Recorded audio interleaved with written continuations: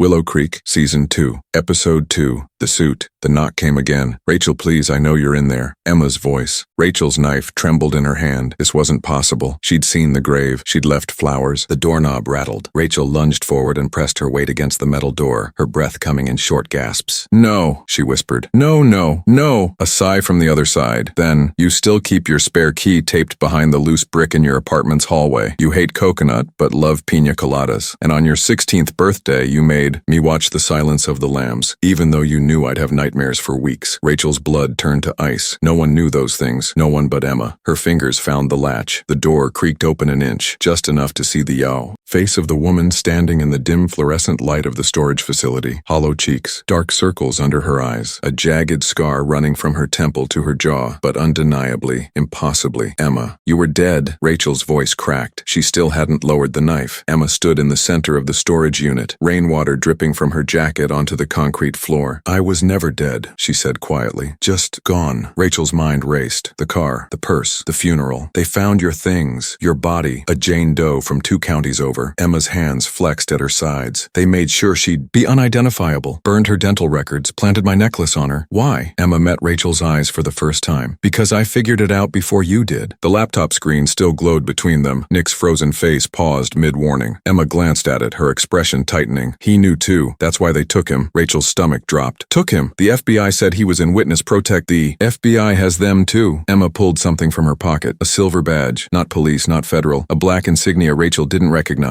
An eagle clutching a key. "Meet Project Echo's cleanup crew," Emma said. "They call themselves The Suit." 1 year earlier, 2 months before Emma's disappearance, Emma's penlight swept across the filing cabinet in the dead of night. The high school's administrative office smelled like lemon cleaner and stale coffee. She'd stayed late again, ostensibly grading papers, really digging through records. Ever since she'd noticed the discrepancies in the town's budget, the missing funds from the new water treatment plant that didn't exist, her fingers closed around a folder marked "Student Transfers, Confidential." Inside, a list of names. Dozens. All students who'd supposedly moved away over the past 5 years. Except, Emma's breath caught. Mia Rodriguez, 16. Transferred to Blackwater High. Mia hadn't transferred. Mia had vanished, just like the others. A floorboard creaked behind her. Emma spun, heart hammering. Principal Harris stood in the doorway, his tie loosened, his expression unreadable. "Working. Late, Miss Carter?" Emma forced a smile. "Just catching up on grades." Harris stepped closer. Too close. His cufflink glinted in the dim light. A tiny silver eagle. "You should be careful," he said softly. "Willow Creek can be dangerous at night." That's when Emma noticed it, the smear of red on his sleeve, fresh still wet. Present. Rachel stared at the badge in Emma's hand. "You're saying my principal was one of them?" "Not just him." Emma swiped open her phone, revealing a photo of Chief Daniels shaking hands with a man in a black suit. The same man from the warehouse. The same man who'd smiled while holding the syringe. "They're everywhere," Emma whispered. "Teachers, cops, even the damn mayor. And they've been watching you since the second you got off that bus." Rachel's skin prickled. The black sedan, the gloved hand. Emma grabbed her arm. "We have to go. Now." Before a screech of tires outside, Emma's head snapped toward the door. "Shit!" Rachel lunged for the laptop, but Emma yanked her back. "Leave it. They'll track the signal." The storage unit's overhead lights flickered. Then, darkness, total, silent. Emma's breath ghosted against Rachel's ear. "When I say run, you run. Don't stop. Don't look back." A crash as the main door burst open. Boots on concrete. The beam of a flashlight slicing through the gap under their door. Emma's fingers found Rachel's. Run. The chase. They exploded into the storm, rain lashing their faces. Behind them, shouts. Deep, guttural. Not police. Something worse. Rachel's sneakers slid on the wet pavement as they rounded the corner. Emma pulled her into a narrow alley, pressing them both against the dripping brick wall. "Where?" Rachel gasped. "Train yard," Emma hissed. 2 blocks east. A shadow moved at the alley's entrance. Emma didn't hesitate. She grabbed a rusted pipe from the ground and swung. Crunch. The man in the black suit collapsed without a sound. Rachel stared at the body, at the blood mixing with rainwater, at the silver eagle pin on his lapel. Emma didn't let her look long. "Move." They sprinted through back streets, the train yard's chain-link fence looming ahead. Emma scaled it like a wild animal, then reached back for Rachel. A gunshot rang out. The fence pinged next to Rachel's head. Emma hauled her over just as another shot splintered the wood at their feet. "Keep going." Emma shoved her toward a line of freight cars. "The red one, go!" Rachel's lungs burned as she scrambled up the ladder. Emma followed, slamming the door shut behind them. Darkness, silence. Then the train lurched forward. The